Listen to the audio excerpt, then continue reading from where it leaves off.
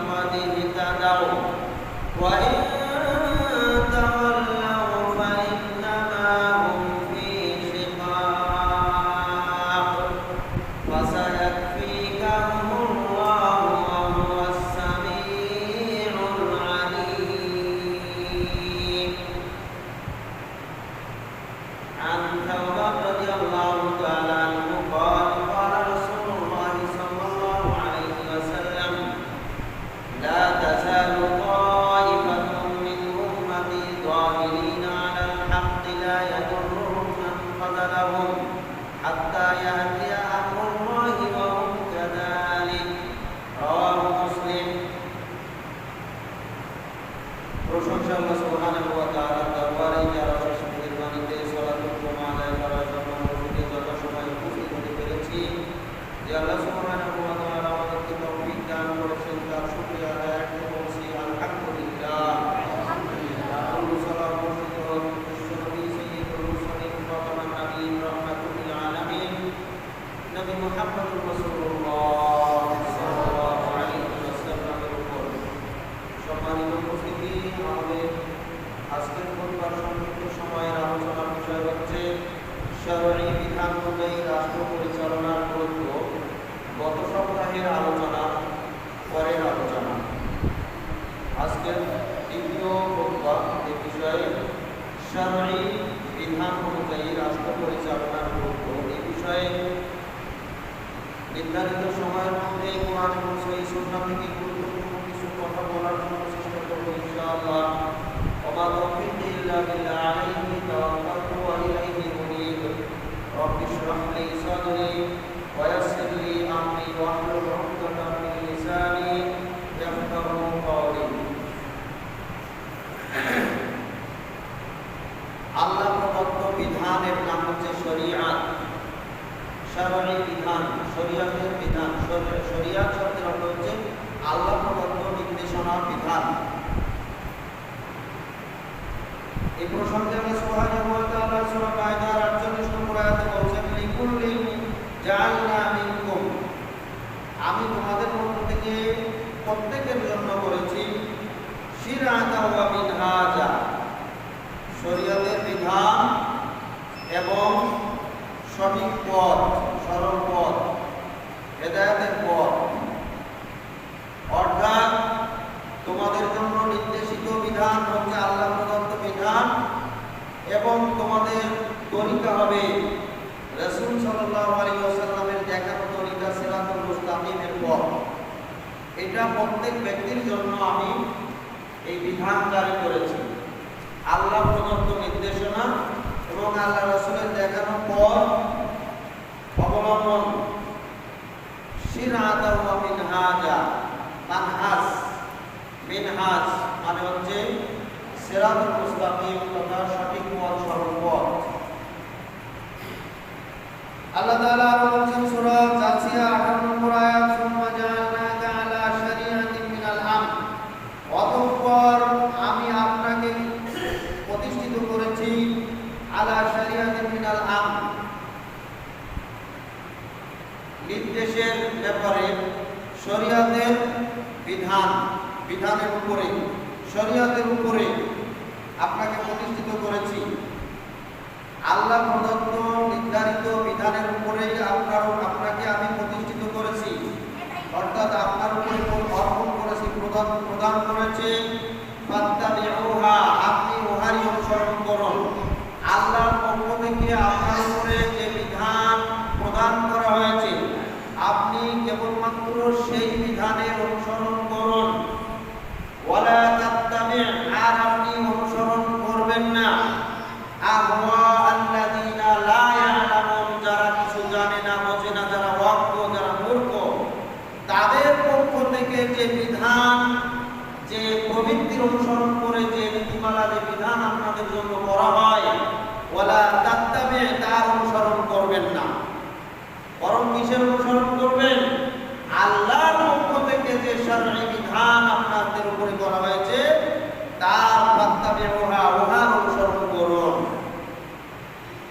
আল্লাহ তাআলা বলেন সূরা শুরা 13 নম্বর আয়াত, শারআ লাকুম মিনাদ-দীন, শারআ লাকুম, তোমাদের জন্য বিধান করা হয়েছে মিনাদ্দিন, দ্বীনের বিধান, দ্বীনের নীতিমালা, দ্বীনের বিধান করা হয়েছে, দ্বীনের নির্দেশনা দেওয়া হয়েছে। মা ওয়াসা বিহি নূহান, যে নির্দেশনাগুলি, যে বিধান দেওয়া হয়েছিল নূহ আলাইহিস সালামের উপরে, ওয়াল্লাযী আওহাইনা ইলাইক, এবং যে বিধান আমি আপনার উপরে অবতীর্ণ করেছি, আপনার উপরে ওহী করে জানিয়ে দিয়েছি। ওয়া মা ওয়াসাইনা বিহি ইব্রাহিম ওয়া মূসা ওয়া ঈসা, আর আমি নির্দেশ দিয়েছিলাম ইব্রাহিম, মূসা এবং ঈসা আলাইহিস সালামের উপরে।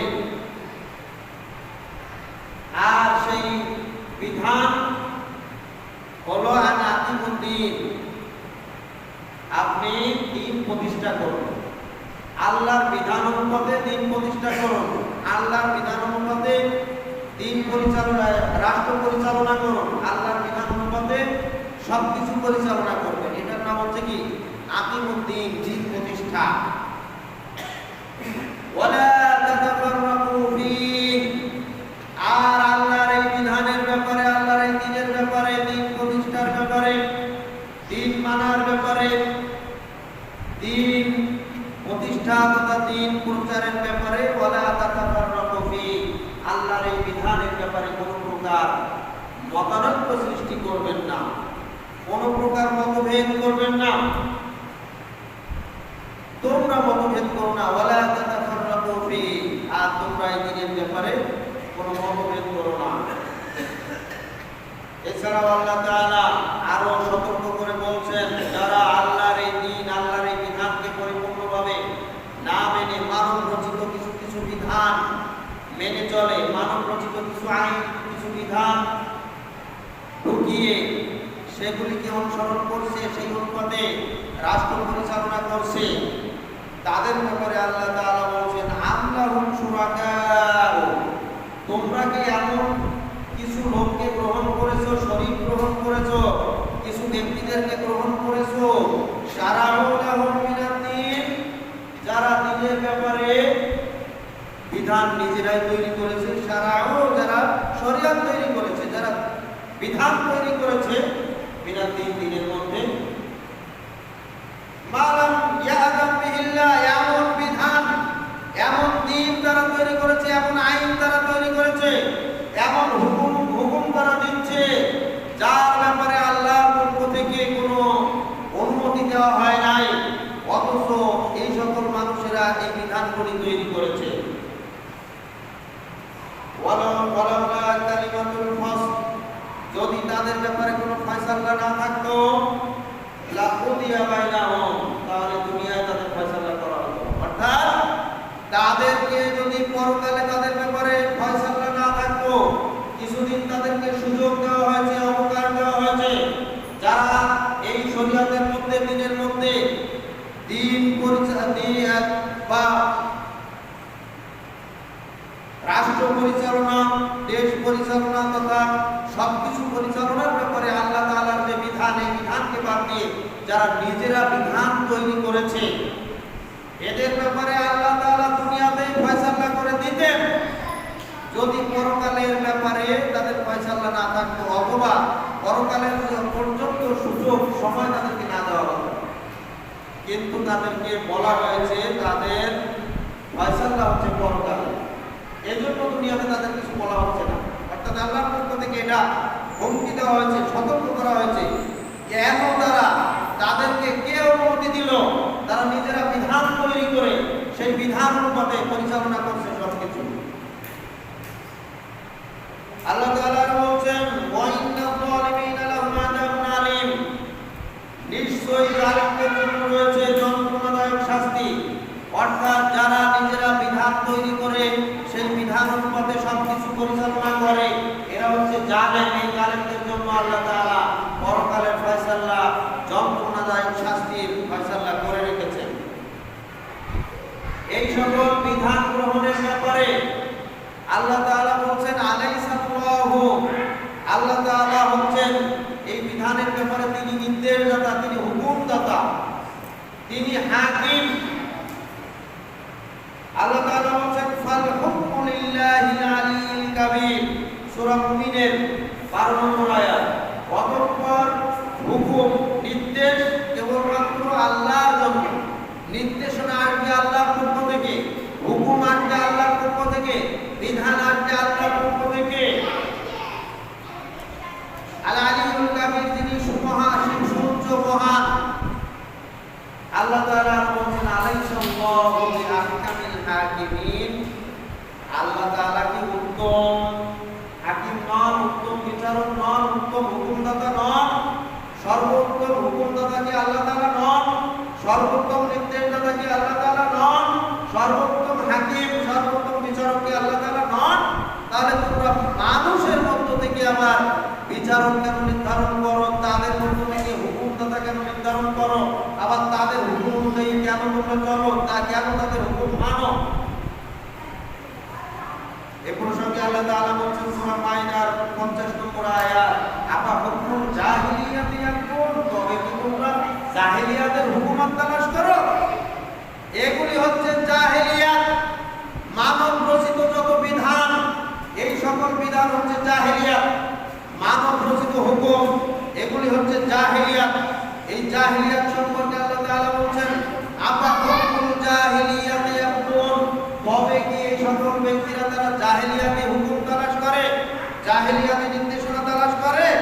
ওয়ামান আহসানু মিনাল্লাহি হুকমান লিকাওমিন ইউকিনুন, আল্লাহর চাইতে অধিক উত্তম হুকুমদাতা, অধিক উত্তম বিধানদাতা কে হতে পারে? লিকাওমিন ইউকিনুন, দৃঢ় বিশ্বাসী সম্প্রদায়ের জন্য। অর্থাৎ আল্লাহ তাআলাই হচ্ছেন প্রকৃত হুকুমদাতা, প্রকৃত বিধানদাতা।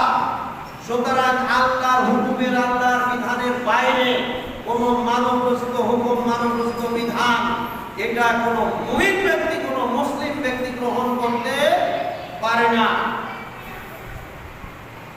এছাড়াও রাসূল সাল্লাল্লাহু আলাইহি ওয়াসাল্লাম আরো বলেছেন লা তাআতা লিমাখলুকিন ফি মাসিয়াতিল খালিক, স্রষ্টার অবাধ্য হয়ে, আল্লাহর অবাধ্য হয়ে কোন সৃষ্টির আনুগত্য করা, লা তাআতা, আনুগত্য নাই, আনুগত্য চলবে না।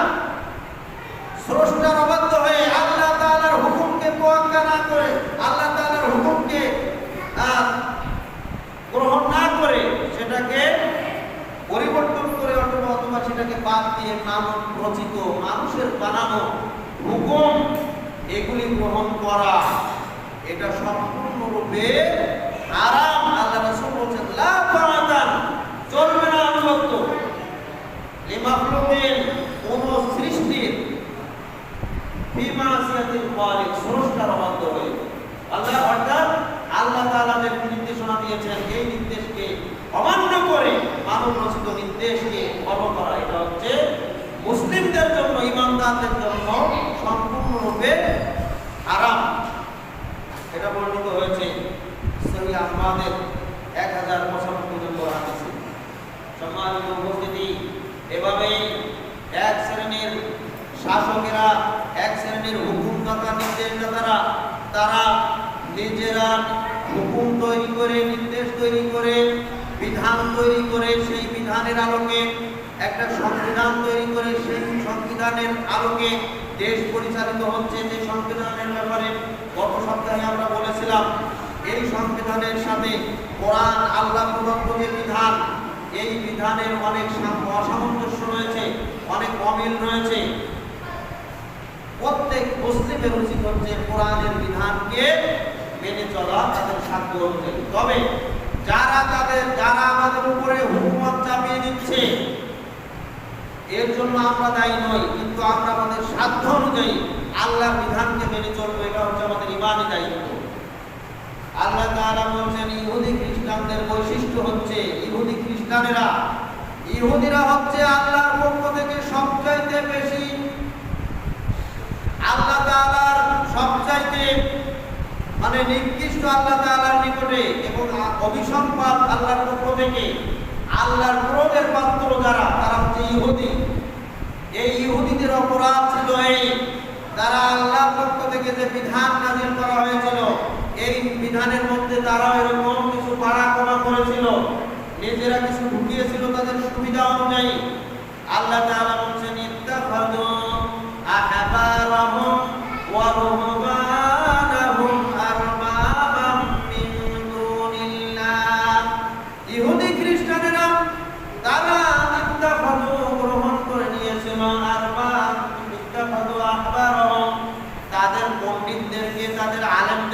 রুহবানাহুম, এবং সংসার বিরাগী কিছু লোকদেরকে যারা সংসার ত্যাগ করে শুধু ধর্ম নিয়ে পড়ে থাকতো, এরকম ব্যক্তিদেরকে গ্রহণ করে নিয়েছিল আর রব হিসাবে। অর্থাৎ রব হচ্ছেন তিনি যার ইবাদত করা হয়। রব হচ্ছেন তিনি যিনি তার বান্দাদের সমস্ত চাহিদা পূরণ করতে পারেন, এই জন্য বান্দারা তার ইবাদত করে। তিনি হচ্ছেন রব।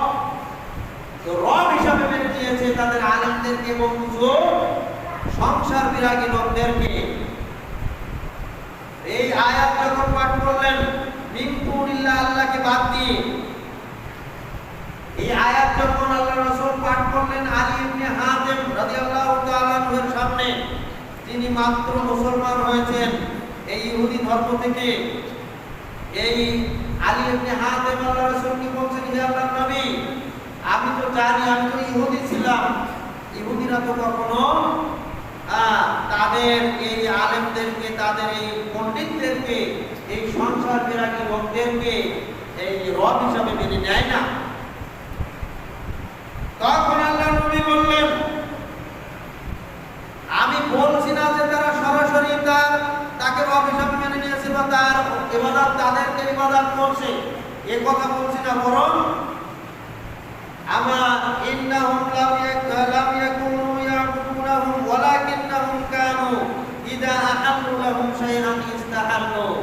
এই সমস্ত পণ্ডিতেরা, এই সমস্ত বিদ্বানেরা, এই সমস্ত লোকেরা যখন কোনো বিষয়ে হালাল করে দিত, আল্লাহর বিধানের দিকে তাকাতো না, অথবা আল্লাহ তাআলা তাদের উপরে হারাম করেছেন, কিন্তু এই পণ্ডিতেরা, এই বিধানদাতারা, তারা এটাকে হালাল করতো। আহাল্লু লাহুম শাইআন, কোন বিষয়কে হালাল করতো।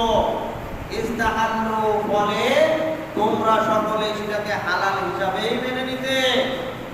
ওয়াইদা হারামু আলাইহিম শাইআন, আবার এই সমস্ত বিদ্বানেরা, এই সমস্ত পণ্ডিতেরা যখন কোন বিষয়কে হারাম ঘোষণা করত, হারামুহু, তখন তোমরা সেটাকে হারাম হিসাবেই মেনে নিতে। অর্থাৎ রাষ্ট্রীয়ভাবে অথবা কোন উঁচু লেভেলের কর্মকর্তারা সাধারণ প্রজাদের উপরে কোন একটা বিষয় বলছে এটা করা যাবে, আপনারা হালাল হিসাবে করে নিচ্ছেন, এইটা করা যাবে না, এটাকে আপনারা হারাম মনে করতেছেন, করা যাবে না, অথচ এর দিকে তাকাচ্ছেন না যে আল্লাহর বিধান কি। এটাই ছিল ইহুদি খ্রিস্টানদের বৈশিষ্ট্য, ইহুদিদের বৈশিষ্ট্য। তখন আলী ইবনে হাতেম বললেন, হ্যাঁ আমরা এটা করতাম। আমাদের পণ্ডিতগণ, আমাদের বিদ্বানগণ যখন একটা বিষয় বলতে এটা তোমাদের জন্য হালাল করা হলো, আমরা সেটা মেনে নিতাম। আবার যখন বলতে এটা তোমাদের জন্য হারাম করা হলো, আমরা সেটা মেনে নিতাম। আল্লাহর নবী বললেন, এটাই হচ্ছে তাদেরকে রব মেনে নেওয়া। আল্লাহর পরিবর্তে মিন দুনিল্লাহ, আল্লাহর পরিবর্তে এই সমস্ত বিদ্বানদেরকে, এই সমস্ত শাসকদেরকে, এই সমস্ত পণ্ডিতদেরকে রব হিসাবে মেনে নেওয়া। তারা কোনো বিষয় হালাল করলো, হালাল মেনে নেওয়া, তারা কোনো বিষয় হারাম করলো, হারাম মেনে নেওয়া। এই জন্য এই ইহুদিরা ছিল আল্লাহ তাআলার নিকটে সবচাইতে ঘৃণার পাত্র। সম্মানিত উপস্থিতি, আল্লাহ সুবহানাহু ওয়া তাআলা বলেন, এই ইহুদিরা কি করতো? ওয়ালা ইউহারিমুনা মা হারামাল্লাহ, আল্লাহ তাআলা যে সকল বিষয় হারাম করেছিলেন, ওয়ালা ইউহারিমুনা, এই ইহুদিরা তারা হারাম হিসাবে গ্রহণ করেনি। ওয়া রাসূলুহু, এবং রাসূলের পক্ষ থেকেও যেগুলি হারাম করা হতো সেগুলিও তারা হারাম হিসেবে মানতো না। ওয়ালা ইয়াদিনুনা দীনাল হক, এবং সত্য দিনকে তারা দিন হিসাবে মেনে নেয়নি। এটাই ছিল তাদের অপরাধ। আল্লাহ তাআলা বলেন, কুল আরাইতুম মা আনজালাল্লাহু লাকুম মিন রিজকিন, হে নবী আপনি বলুন, তোমরা কি ভেবে দেখেছো আল্লাহ তাআলা তোমাদের উপরে যে রিজিক দান করেন, ওয়াজআলতুম মিনহু হারামান ওয়া হালালা, আল্লাহ তাআলা তোমাদের উপরে যে রিজিক দান করেন, তিনি এই রিজিকের ব্যাপারে ফয়সালা তিনি দিয়েছেন, কোনগুলি হালাল, কোনগুলি হারাম। কিন্তু তোমরা কেন ফাজালতুম মিনহু হারামান ওয়া হালালা, তোমরা নিজেরা কেন তার থেকে ভাগ ভাগ করে এগুলি হারাম, এগুলি হালাল, এই ভাগ করার অধিকার তোমাদেরকে দিল? কেন তোমরা এগুলি করলে? বল,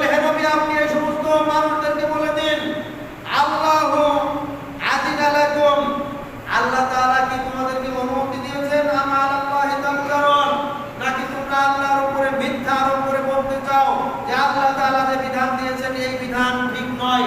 আল্লাহ তাআলা যে বিধান দিয়েছেন এই বিধানের চাইতে আমরা যে বিধান তৈরি করছি এটা উত্তম। এটা মৌখিকভাবে না বললেও কর্মে প্রমাণ হচ্ছে যে আমরা যে বিধান তৈরি করেছি এই বিধান হচ্ছে উত্তম আল্লাহর বিধানের চাইতে। যে আল্লাহর বিধান উত্তম মনে হতো তাহলে আল্লাহর বিধানই মেনে নিতেন তারা। আল্লাহর বিধানকে তারা উত্তম মনে করেননি, এজন্যই তারা নিজেদের সুবিধা মতো বিধান তৈরি করে নিয়েছেন। আল্লাহ তাআলা বলছেন আপনি সমস্ত ব্যক্তিদেরকে বলে দিন যে এদেরকে আল্লাহ অনুমতি দিয়েছে বিধান তৈরি করা, নাকি আল্লাহর উপরে এরা মিথ্যা আরোপ করতে চায়, আল্লাহকে মিথ্যাবাদী বানাতে চায়।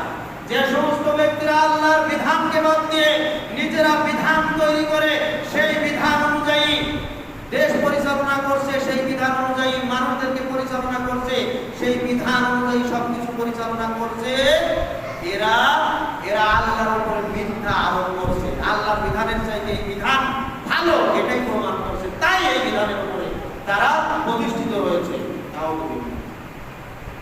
সম্মানিত উপস্থিতি, আমরা দেখতেছি মানব রচিত যে বিধান, এই বিধানের মধ্যে আল্লাহ প্রদত্ত বিধানের মধ্যে অনেক অমিল রয়েছে।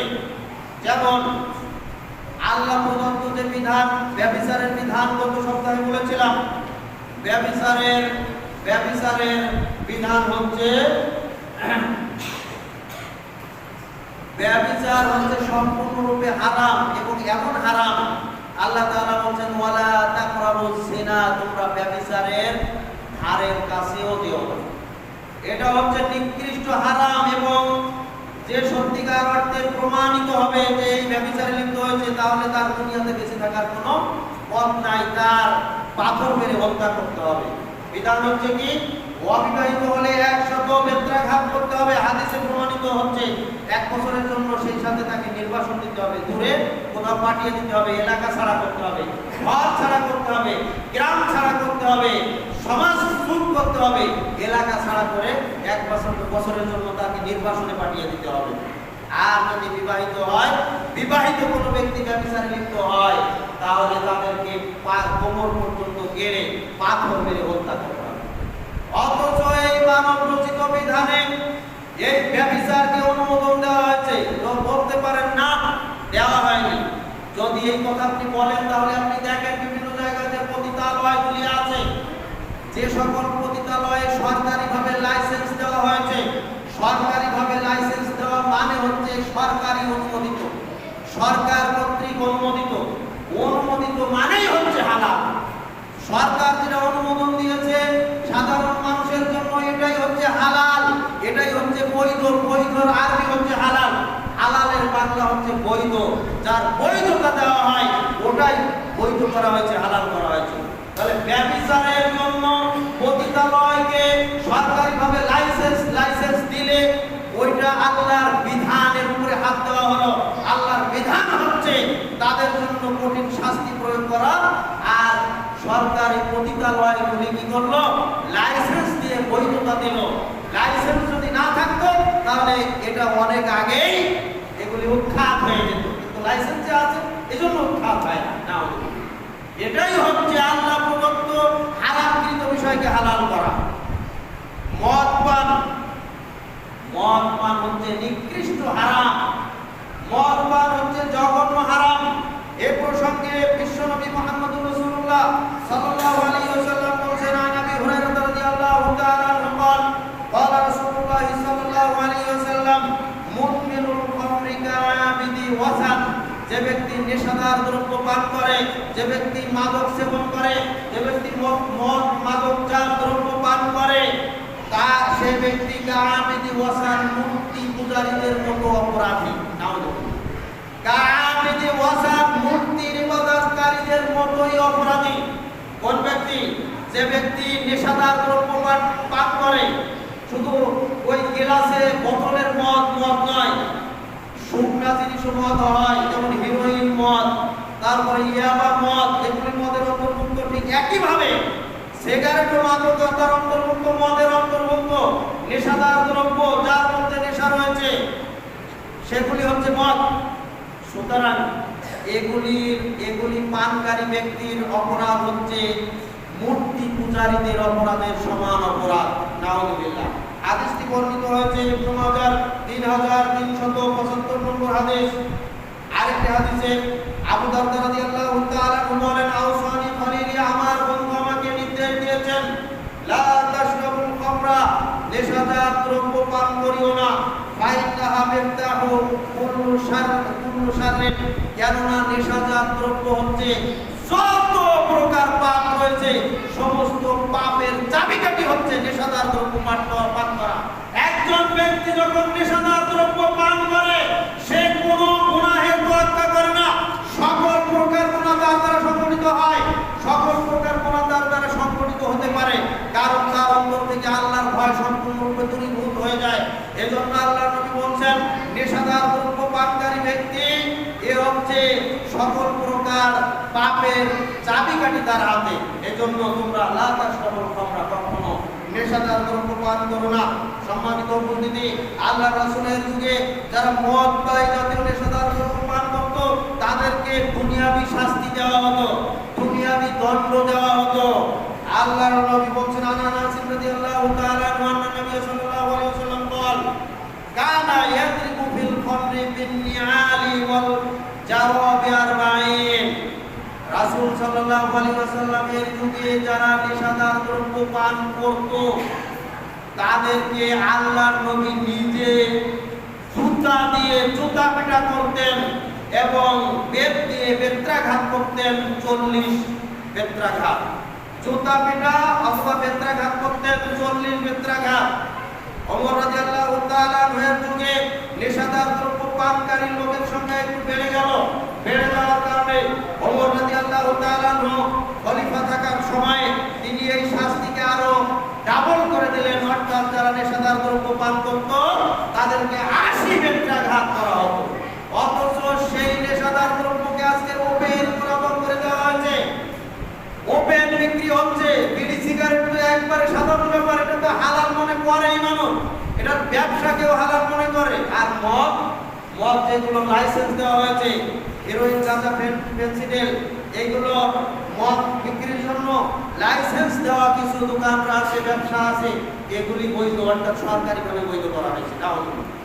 যেটা সরাসরি আল্লাহর পক্ষ থেকে হারাম, এটাকে বৈধতা দেওয়া হচ্ছে লাইসেন্সের মাধ্যমে। লাইসেন্স দেওয়া মানে হচ্ছে বৈধতা দেওয়া, এটাই হচ্ছে সরকারিভাবে হালাল করা। যেটা আল্লাহ তাআলার পক্ষ থেকে হারাম করা হয়েছে, আল্লাহর নবীর পক্ষ থেকে যার শাস্তি নির্ধারণ করা হয়েছে, আজকে সেটাকে বৈধতা দেওয়া হয়েছে। আর ওকে ছোট স্তরে যেগুলি বিড়ি, সিগারেট, তামাক জর্দা, গোল, এগুলি একেবারে সাধারণ ব্যাপার হয়ে গেছে, এগুলির কোনো তোয়াক্কাই করে না মানুষ। নাউযুবিল্লাহ। এজন্য বিশ্বনবী মুহাম্মদুর রাসূলুল্লাহ সাল্লাল্লাহু আলাইহি ওয়াসাল্লাম দুঃখ করে বলেন, লা ইয়াকুনান্না মিন উম্মতি, এমন একটা আমার উম্মতের মধ্যে এমন একটা সময় আসবে যে সময় ইয়াস্তাহিল্লুনাল হিল্লা ওয়াল হারিরা ওয়াল খামরা ওয়াল মাআজিব, মানুষ হালাল করে নেবে, মানুষ নিজেরাই হালাল করে নেবে, অর্থাৎ এগুলি যে হারাম এটা তাদের মনেই থাকবে না, মনে করবে এটা হালাল। তার মধ্যে কি কি আছে? ব্যভিচার, রেশমি বস্ত্র, তারপরে ওয়াল খামরা, মাদকতা, মাদক, ওয়াল মাআজিব, গান বাজনা, এগুলিকে তারা হালাল মনে করবে, ইয়াস্তাহিল্লুনা, তারা হালাল করে নেবে, নিজেরাই হালাল করে নেবে। নাউযুবিল্লাহ। সম্মানিত উপস্থিতি, এগুলি হচ্ছে আল্লাহর বিধানের সম্পূর্ণ বিপরীত কাজ করা। এই কাজে যারা জড়িত রয়েছে তাদের জন্য আল্লাহর পক্ষ থেকে দুনিয়াবী শাস্তি রয়েছে, পরকালের শাস্তি তো রয়েছে। সুদ প্রথা সম্পর্কে আল্লাহ সুবহানাহু ওয়া তাআলা বলেন, আহাল্লাল্লাহুল বাইআ ওয়া হারামার রিবা, আল্লাহ তাআলা সুদকে হালাল, ব্যবসাকে হালাল করেছেন এবং সুদকে হারাম করেছেন। আল্লাহ তাআলা ব্যবসাকে হালাল করেছেন, সুদকে হারাম করেছেন। আল্লাহ তাআলা বলেন, ইয়া আইয়ুহাল্লাযীনা আমানু লা তাকুলুর রিবা আদআফাম মুদাআফা, হে বান্দাগণ তোমরা লা তাকুলুর রিবা, সুদ ভক্ষণ করো না, সুদ খেও না, আদআফাম মুদাআফা, চক্রবৃদ্ধি হারে। এটা বলা হয়েছে সূরা আলে ইমরানের 130 নম্বর আয়াত। আল্লাহ তাআলা বলেন সূরা বাকারার 278 নম্বর আয়াত, ইয়া আইয়ুহাল্লাযীনা আমানু তাকুল্লাহ, হে ঈমানদারগণ তোমরা আল্লাহকে ভয় করো, আল্লাহকে ভয় করো, আল্লাহর ভয় নিয়ে এসো। কিসের ব্যাপারে?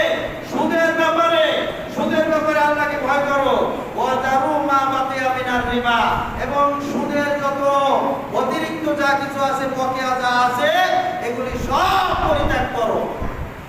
ফাইল্লাম তাফআলু, যদি তোমরা তা না করো, সুদ পরিত্যাগ না করো, সুদ বর্জন না করো, ফাদানু বিহারবিন মিনাল্লাহি ওয়া রাসূলিহি, তাহলে তোমরা প্রত্যেকই আল্লাহ এবং আল্লাহর রাসূলের সাথে যুদ্ধে লিপ্ত হওয়ার জন্য তৈরি হয়ে যাও।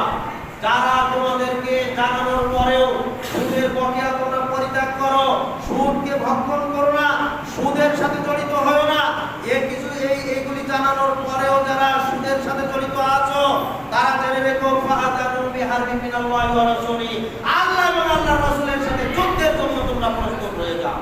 নাউযুবিল্লাহ, আল্লাহ এবং আল্লাহর সাথে যুদ্ধের জন্য প্রস্তুত কে আছে? শুধু তাই নয়, বিশ্বনবী মুহাম্মদুর রাসূলুল্লাহ সাল্লাল্লাহু আলাইহি ওয়াসাল্লাম এক হাদিসে বলেছেন, আর-রিবা সাবউনা রুবান, সুদের 70টি স্তর রয়েছে। আইসারুহা ইয়ানকিহার রাজুলু, আইসারুহা ইয়ানকিহার রাজুলু উম্মাহু, সুদের 70টি স্তর রয়েছে। 70টি স্তরের মধ্যে সবচাইতে ছোট স্তরের অপরাধ হচ্ছে নিজের মায়ের সাথে ব্যভিচারের সমান অপরাধ। নাউযুবিল্লাহ। এই হাদিসটি বর্ণিত হয়েছে ইবনে মাজাহ 2274 নম্বর হাদিস। আল্লাহ রাসূল সাল্লাল্লাহু আলাইহি ওয়াসাল্লাম আরো বলেন, সহিহ আহমদের হাদিস, আর দিরহামুর রিবা ইয়াকুলুহুর রাজুল ওয়া হুয়া ইয়ালাম, যদি কোনো ব্যক্তি জেনে শুনে 1 দিরহাম তথা 1 টাকা সুদ খায়, দিরহামুর রিবা, সুদ ভক্ষণ করে 1 দিরহাম বা 1 টাকা, ইয়াকুলুর রাজুল, কোন ব্যক্তি ওয়া ইয়ালাম, জেনে বুঝে, আসাদু মিন সিত্তাতি ওয়া সালাসিনা জিনা, তাহলে সে যেন 36 বার ব্যভিচারে লিপ্ত। নাউযুবিল্লাহ, সুদ খেলো 1 টাকা কিন্তু ব্যভিচারে লিপ্ত হলো 36 বার। নাউযুবিল্লাহ।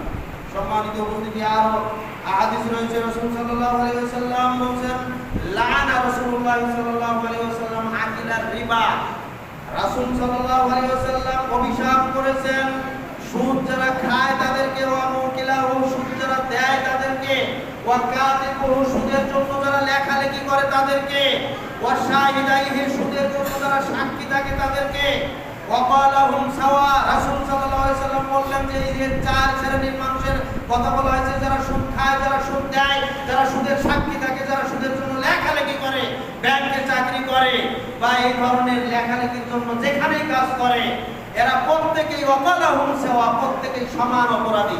অপরাধটা কি?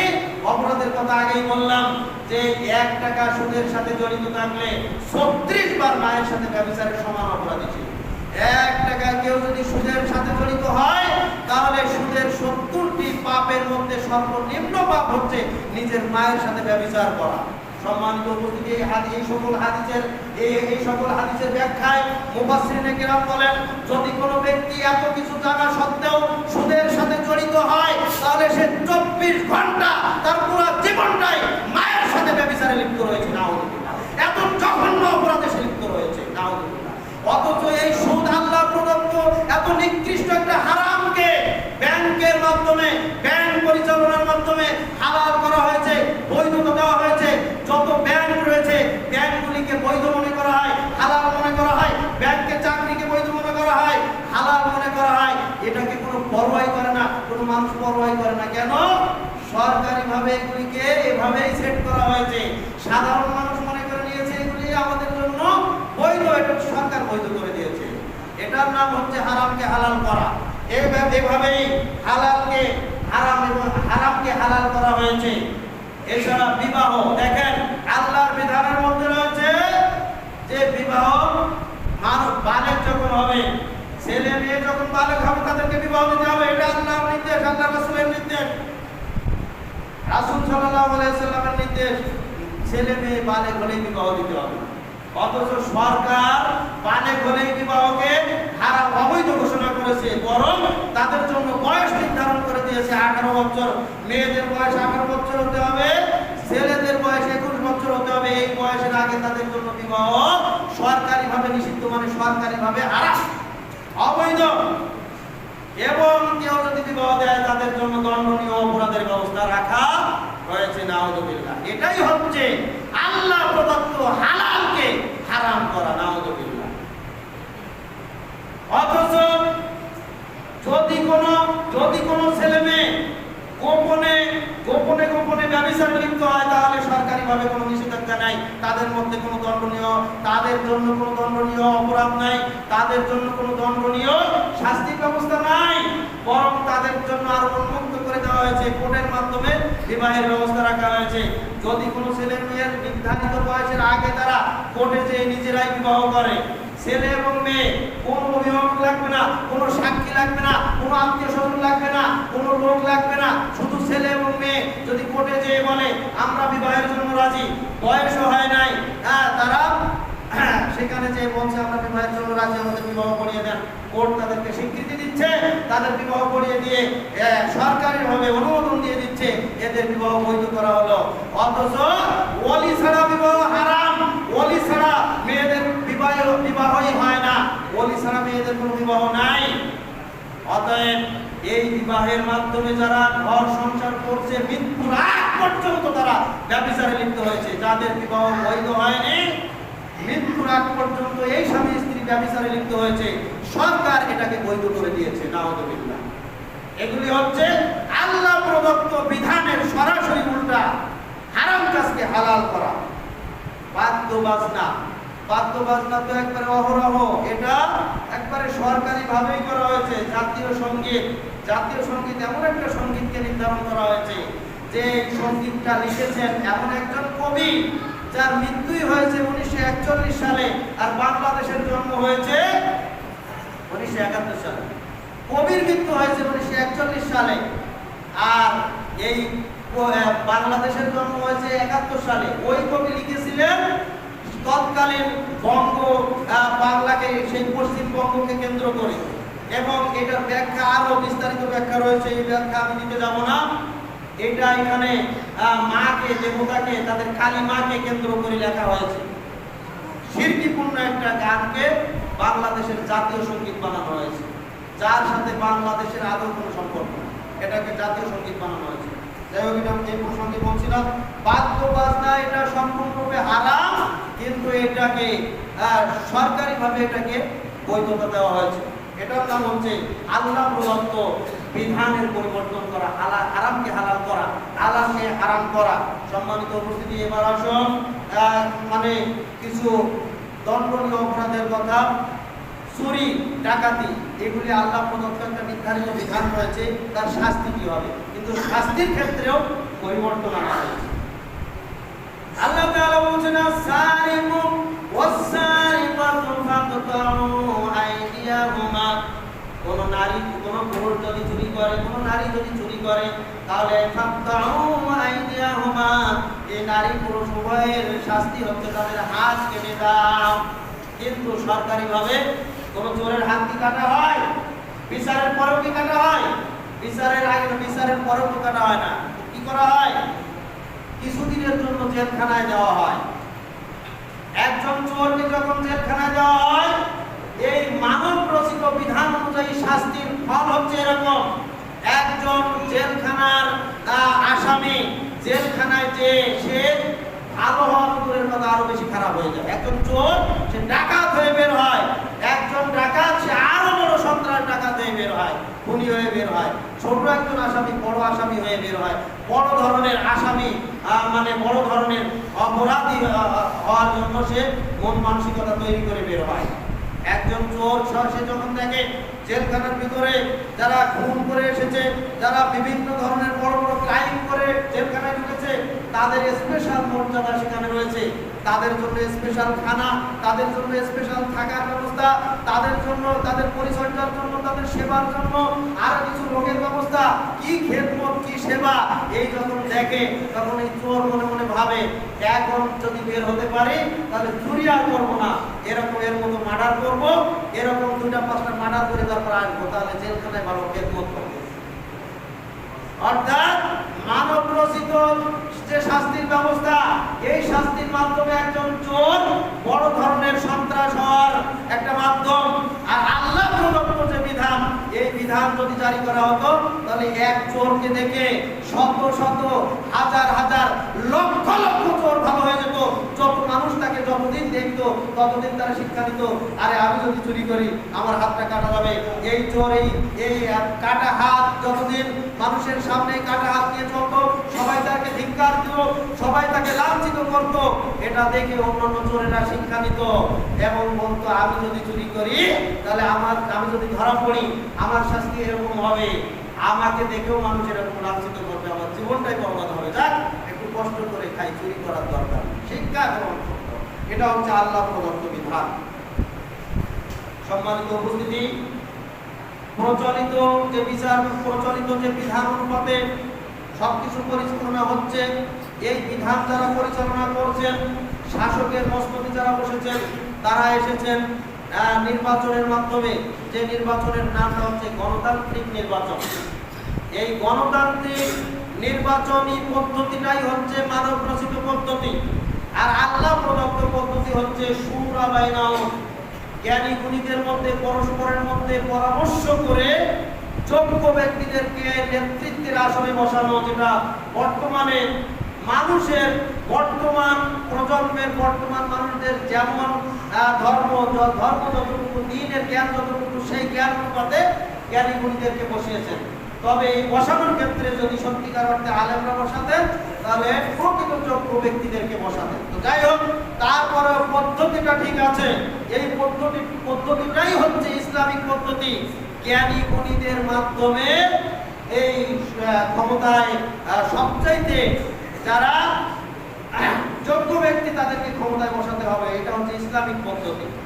আর গণতান্ত্রিক পদ্ধতি যেটা, এটা হচ্ছে মানব রচিত পদ্ধতি। এই পদ্ধতির যিনি আবিষ্কারক তিনি একজন খ্রিস্টান, আমেরিকার 16তম প্রেসিডেন্ট আব্রাহাম লিঙ্কন। তিনি এটার জনক, এটা উদ্ভাবন করেছেন। ভালো করে জেনে রাখবেন, ইহুদি খ্রিস্টানেরা যা কিছু আবিষ্কার করে, এই আবিষ্কারগুলির মাধ্যমে মানুষের কল্যাণের চাইতে অকল্যাণ বেশি থাকে, এবং সেটা যদি আল্লাহর সাথে, আল্লাহর বিধানের সাথে সাংঘর্ষিক হয় তাহলে পরিপূর্ণটাই সেটা অকল্যাণ করে। আমেরিকার প্রেসিডেন্ট আব্রাহাম লিঙ্কন গণতন্ত্র আবিষ্কার করে এই গণতন্ত্রের সংজ্ঞা দিয়েছেন, democracy is a government of the people, by the people and for the people.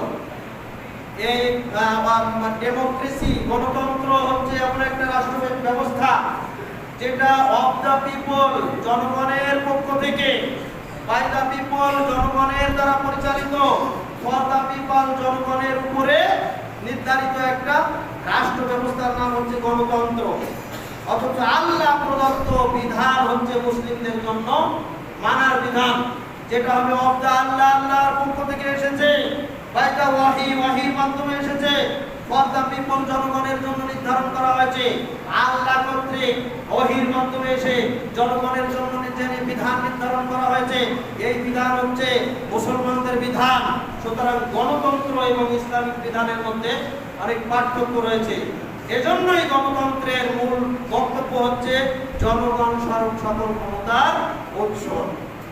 সম্মানিত উপস্থিতি, এই গণতন্ত্রের কিছু কুফল দিক রয়েছে। এক নাম্বার হচ্ছে গণতান্ত্রিক নির্বাচনে যারা আসতে চান বা গণতান্ত্রিক রাজনীতিতে যারা জড়িত রয়েছেন, তারা এই রাজনীতির মাধ্যমে ক্ষমতায় আসার লোভে নির্দ্বিধায় অর্থ ব্যয় করেন। তাদের যে টাকা পয়সা আছে নির্দ্বিধায় ব্যয় করতে থাকেন, নিজেদের পকেটের টাকাও ব্যয় করেন, দলীয় টাকা সংগ্রহ করে সেগুলো ব্যয় করেন। ব্যয় করার ক্ষেত্রে কোনো হিসাব নিকাশ করেন না, খালি খাওয়াতেই থাকেন। 2 নম্বর হচ্ছে গণতান্ত্রিক রাজনীতির সাথে যারা জড়িত রয়েছেন, তারা নিজের প্রশংসা কিভাবে অর্জন করা যায় এর জন্য ব্যতিব্যস্ত থাকেন, এবং তার প্রতিপক্ষ যারা তাদের চরিত্র কিভাবে হনন করা যায় এই জন্য তারা চেষ্টা করেন। নিজের প্রশংসা কিভাবে পোড়ানো যায় এবং প্রতিপক্ষকে কিভাবে ঘায়েল করা যায়, তাকে লাঞ্ছিত অপমানিত করা যায়, এই চেষ্টা করেন। 3 নম্বর হচ্ছে সমাজ ও সরকারের দুষ্টমতি লোকদের সাথে সম্পর্ক রাখেন। যারা গুন্ডা পান্ডা যত মদ গাঁজাখোর এরকম লোকদের সাথে এরা সম্পর্ক রাখেন। কি জন্য? ওই যে জানেন তারা হুন্ডা গুন্ডা ডান্ডা না হলে ক্ষমতায় টিকে থাকা যায় না। এই জন্য এই সমস্ত ডান্ডাধারী গুন্ডাদেরকে হাত করে রাখার জন্য তাদের সাথে সম্পর্ক ভালো রাখেন। এগুলি হচ্ছে সম্পূর্ণ শরীয়ত বিরোধী। সম্মানিত উপস্থিতি, 4 নম্বর হচ্ছে যে কোনো মূল্যে ভোট বাড়ানোর চেষ্টা করেন। এর জন্য নোংরা পন্থা অবলম্বন, যেমন রাতের আধারে গিয়ে বাড়িতে বাড়িতে যে ঘুষ প্রদান করে হলেও ভোট কিনতে চান। এভাবে অর্থাৎ ভোটকে বেশি কিভাবে বাড়ানো যায়, এজন্য যত প্রকার নোংরা পন্থা আছে এগুলো করতেও তারা দ্বিধা করেন না। 5 নম্বর হচ্ছে যে কিছু ব্যক্তি রয়েছেন যারা যারা মনে করেন যে আমিও নেতা হওয়ার যোগ্য, আমি আবার কোন দিক দিয়ে কম আছি। যেমন এক সময় শুনেছিলাম না যে হিরো আলম নামে একজন ব্যক্তি, সেও এমপি হতে চায়। অর্থাৎ এই রাজনীতির মাধ্যমে যারা ক্ষমতায় যায়, যে নেতা হওয়ার যোগ্য না সেও একটু টাকা পয়সা থাকলে নেতা হতে চায়। অযোগ্য লোক তারাও চেষ্টা করে নেতা হওয়ার জন্য, আমি কোন দিক দিয়ে কম আছি। এই ক্ষেত্রে দেখা যায় এমন কিছু লোক বের হয়ে আসে যাদের অর্থনৈতিক অবস্থা তেমন ভালো না, অর্থনৈতিক তেমন একটা ব্যবস্থা নাই, তারপরেও তারা ক্ষমতায় আসতে চায়। এজন্য যা আছে তাই ব্যয় করে তারা ক্ষমতায় আসতে চায়। তারা চিন্তা করে আমি যদি একবার ক্ষমতায় যেতে পারি তাহলে যা খরচ করছি সব শুরু করে চলে কই আরো অর্থের পাহাড় গড়ে তুলব। এই নিয়তে তারা রাজনীতি করে। এরপরে যদি হেরে যায় তাহলে নিঃসম্বল হয়ে যায়, আবার যদি জিতে যায় তাহলে পূর্বের খরচগুলি উসুল তো করে আরো বেশি বেশি কেমনে খাওয়া যায়, অর্থের পাহাড় গড়ে তোলা যায়, এই নিয়ে চেষ্টা করে। জনগণের সেবা কখন করবে? অর্থাৎ জনগণের সেবা করার সময় নাই তাদের, টাকা ছাড়া কোনো কথা নাই। যেখানে যতটুকু কাজ করুন না কেন টাকার বিনিময় করুন। অর্থনৈতিক ক্ষমতাসীন ব্যক্তিদের অধীনে অর্থনৈতিক সকল কেন্দ্র তাদের হাতে জিম্মি থাকে, অর্থনৈতিক সকল বিষয়। এজন্যই বিভিন্ন জায়গায় যে সিন্ডিকেট গুলো, এগুলি ক্ষমতাসীন লোকের অধীনেই থাকার কারণে এগুলি সাধারণ মানুষের কোনো ক্ষমতা থাকে না, সাধারণ ব্যবসায়ীদের কোনো ক্ষমতা থাকে না। তাহলে অর্থনৈতিক সকল কেন্দ্র তাদের হাতে জিম্মি থাকে। 8 নম্বর হচ্ছে পারস্পরিক দ্বন্দ্ব ও রেষারেষি, হানাহানি, খুন খারাপি এগুলো বেড়ে যায়। পরস্পরের মধ্যে দ্বন্দ্ব বেড়ে যায়, ভাইয়ে ভাইয়ে দ্বন্দ্ব, ভাইয়ে বোনে দ্বন্দ্ব, আত্মীয়দের মধ্যে দ্বন্দ্ব, পরস্পরের সামাজিকভাবে দ্বন্দ্ব, মানুষে মানুষের দ্বন্দ্ব, হানাহানি, কাটাকাটি। কারণ একজন করে এক পার্টি, আরেকজন করে আরেক পার্টি, 2 পার্টির মধ্যে দ্বন্দ্ব, কখনো মিল হয় না। এই জন্য হানাহানি, কাটাকাটি, মারামারি এগুলো বেড়েই চলে। এর ফলে সামাজিক ঐক্য নষ্ট হয়, সামাজিক ঐক্য কখনো তৈরি হয় না। তারপরে আছে ক্ষমতাসীন দল সুবিধা ভোগ করে। ক্ষমতায় যারা থাকে তারাই সুবিধা ভোগ করে, অন্যদেরকে এরা ঘৃণার চোখে দেখে। ক্ষমতায় যারা থাকে তারা দাম্ভিক, অহংকারী হয়, ক্ষমতার অপব্যবহার করে, দায়িত্ব। তারপরে এই ভোটের জন্য যারা ভোট প্রদান করে তাদের মধ্যে শিক্ষিত অশিক্ষিত সকলের ভোটের মূল্য সমান হয়। একজন মেথরের ভোট, একজন মুসির ভোট, আর একজন বড় মন্ত্রীর ভোট, প্রধানমন্ত্রী, রাষ্ট্রপতির ভোট, সবার ভোটের মূল্য সমান। কিন্তু আল্লাহ তাআলার কাছে সব মানুষের মূল্য সমান নয়। আল্লাহ তাআলা বলেছেন, ইন্না আকরামাকুম ইনদাল্লাহি আতকাকুম, আল্লাহর নিকটে সবচেয়ে সম্মানিত তারাই যারা আল্লাহ সবচেয়ে বেশি তাকওয়াশীল, যারা সবচেয়ে জ্ঞানী গুণী, যোগ্যতা সম্পন্ন, এরাই সবচেয়ে উপরে। এদেরকে নির্বাচন করবে জ্ঞানী গুণী ব্যক্তিরাই। কিন্তু এই নির্বাচনের মাধ্যমে যখন ক্ষমতায় আসে তখন সবাই, সব শ্রেণীর মানুষ তাদেরকে ভোট দিয়ে ক্ষমতায় ওঠায়। সর্বশেষ সবচাইতে কুফল হচ্ছে অধিকাংশ লোক, মানুষের মধ্যে অধিকাংশ লোক পাপের সাথে জড়িত।